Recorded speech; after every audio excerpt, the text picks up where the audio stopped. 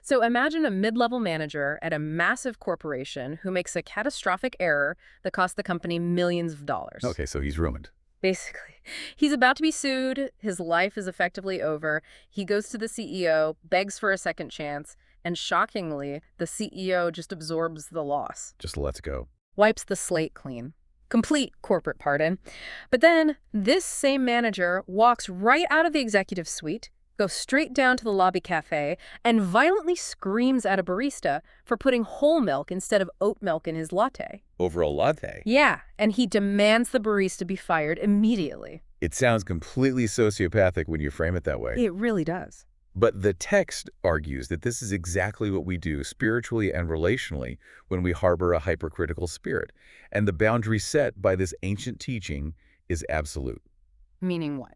The CEO, or in the parable, the master, is furious when he finds out. The text explicitly states that we cannot experience the joy and freedom of being forgiven while simultaneously maintaining a cold, ledger-keeping spirit toward the people around us. So keeping score ruins the pardon. Exactly. When we try to play both sides, accepting massive grace for ourselves but demanding strict punitive justice for others, we hand ourselves over to psychological and spiritual torment. Okay, I need to push back on this for a second. Yeah. So what does this all mean? I get that we are supposed to forgive and extend grace, but isn't there a huge risk here of just becoming a complete doormat? That's a very common fear, yeah. Right, because how does the text differentiate between having healthy, necessary boundaries in a relationship and having this toxic, critical spirit? If someone is actively harming you, you can't just pretend it isn't happening, right? And that is a crucial distinction which the text addresses implicitly. Healthy discernment, which is absolutely necessary for boundaries, evaluates an action in order to protect yourself and the relationship. Okay, evaluating the action. Yes. A critical spirit, on the other hand, evaluates the person in order to elevate your own ego. Oh, that's a big difference. Huge. Discernment says, this behavior is unacceptable and I will not participate in it. A critical spirit says, this behavior proves that you are fundamentally broken and I am fundamentally superior. Wow. So does the moment we decide to hold on to a petty grudge mean we are actively rejecting our own peace? If we connect this to the bigger picture, what the text is really describing is the economy of grace. The economy of grace. Yeah. Think about how any economic system functions. For currency to have value, it has to flow. Right. If everyone puts their cash under a mattress, everything stops. Exactly. If everyone hoards their money, the economy crashes. Grace, forgiveness, and empathy operate on the exact same psychological principle. The currency of mercy that you receive, whether from a higher power, from your spouse, or from your friends, it must flow outward. So you have to pass it on. You have to. If you dam it up, if you hoard the pardon but refuse to grant it to the barista or the coworker, that grace stagnates. It turns bitter. A closed fist physically cannot receive anything new. Precisely. By demanding strict, unyielding justice for the people around you, you are implicitly demanding it for yourself. But holding on to that bitterness doesn't just isolate us in the present. If you keep operating this way, the psychology starts to warp your baseline personality over time. It does. It changes who you are. The source material shows that this ledger keeping sets a dangerous trajectory for our future. We eventually become the very monster we are hunting. The text refers to this mechanism as the law of spiritual echoes, or the principle of sowing and reaping, pointing to Galatians chapter 6. Sowing and reaping. Yeah. In the agricultural world, if you plant an apple seed, you don't get a sudden harvest the next morning, and you certainly don't get an orange tree. Right. You get exactly what you planted over time. The text notes that the human mind and spirit work exactly the same way.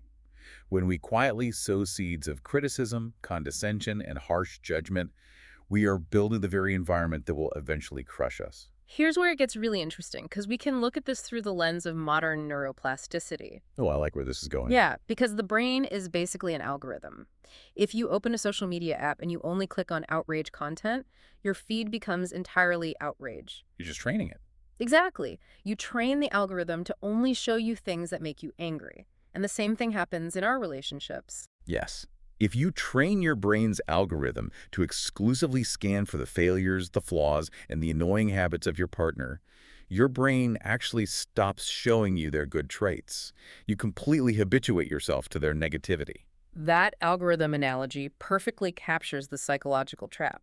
And the terrifying part is the timeline. Because it's slow. So slow. The decay happens incrementally. You don't wake up on a random Tuesday and decide to be a bitter, cynical person who alienates everyone. No one does that. It happens one justified thought at a time, one little condescending remark under your breath, one self-righteous comparison. It's insidious. It really is. It goes completely unnoticed in the quiet corners of our minds until we find ourselves suffocating in the exact atmosphere of scrutiny we originally created for everyone else. And the ultimate irony is that through this algorithm, we become the mirror image of our own complaints. We really do. We ruthlessly obsess over someone else's pride, and in doing so, our evaluation of them becomes entirely prideful. We criticize someone for their lack of love in a tone that is completely devoid of love.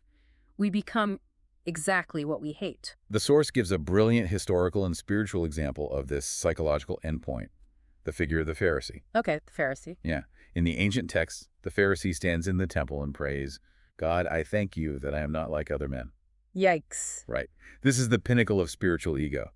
He defines his entire existence, his entire moral worth, by what he is against. Just looking down on everybody else. He scans the room, finds the extortioners, the unjust, the tax collectors, and uses their flaws as the foundation for his own self-worth. He is defining his own light entirely by pointing out everyone else's darkness. Exactly. Which is deeply exhausting and ultimately just empty. So we need a practical way out of this. We've established the psychological loop, the cognitive dissonance, the algorithm of bitterness. How do we actually rewrite the code? Well, the source material provides a clear guide for replacing these judgmental habits with active empathy. Okay, I am taking notes. The primary antidote the text offers is a conceptual shift. It calls for a radical return to the level ground of the cross. The level ground. Yeah, and whether you view this through a theological lens or a purely psychological one, the framework is incredibly powerful. Explain that concept of level ground, because conceptually it sounds like the ultimate ego death. It really is the great equalizer. The idea is that at the foot of the cross, there is absolutely no room for condescension because the ground is perfectly level. Meaning everyone is in the same boat? Exactly. Huh. Every single person standing there, the CEO, the barista, the Pharisee, the tax collector, is entirely dependent on an unearned mercy. Wow. You cannot look down on someone when you realize you are both standing on the exact same plane of absolute need. And the text outlines a very specific 3-step internal action plan for the listener to execute this. Yes, the how-to guide. Right. Step 1. You have to lay down the judge's gavel. You have to actively resign from your self-appointed position as the moral manager of the universe. Which is a relief, honestly. It is a lot of pressure to be the moral manager. Then step 2, you ask to have the hidden beams in your own vision exposed.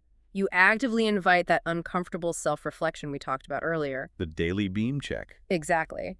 And step 3, you trade the critical spirit for the quiet humility of a forgiven soul. Those steps move us beautifully from internal awareness to external action. Right, taking it from the head to the real world. Exactly. Laying down the gavel means catching that critical thought the moment it enters your mind and actively choosing not to verbalize it. Just stopping it in its tracks. Yeah. Asking for the beams to be exposed is that daily reflection exercise, the pattern interrupt. And trading the critical spirit for humility means looking at the coworker who just messed up the presentation and actively recognizing your shared humanity. Finding that level ground. Finding the level ground. It means internally saying, they're deeply flawed, and so am I. They need grace today, and so do I. It's about breaking the cycle of bitterness by taking the forgiveness you've received and applying it directly to the irritating person standing in front of you. This raises an important question for all of us to consider today. Okay, what is it? What hidden beams might be blocking your own empathy right now? Who in your life have you been scanning with a pair of high-powered binoculars, zooming in on their smudges, while completely ignoring the absolute wreckage in your own room? It is a profound shift in perspective. To drop the binoculars, to pull the 2x4 out of our own eye, and to finally just see the people around us clearly. Seeing them as human. Exactly. Not as subjects to be evaluated and judged, but as fellow travelers in desperate need of the exact same grace we rely on. So true. We want to thank you so much for joining us on this deep dive today. We know your time is valuable, and we hope this conversation gives you some practical tools to protect your peace, rewrite that internal algorithm, and extend a little more empathy to the people in your world. Absolutely. But before you go, I want to leave you with one final thought to mull over. Something that builds on everything we've unpacked today. Oh, Maddie. Think about the one trait that irritates you the absolute most in your closest friend, your partner, or your colleague. That one specific thing that just drives you up the wall and immediately sparks your critical spirit. We all have one. We definitely do. What if that trait isn't actually about them at all? What if the thing you are judging so harshly in them is just a reflection of the exact flaw you are most terrified of facing in yourself? Wow. Let that sink in. Keep learning, keep reflecting, and we will catch you on the next deep dive.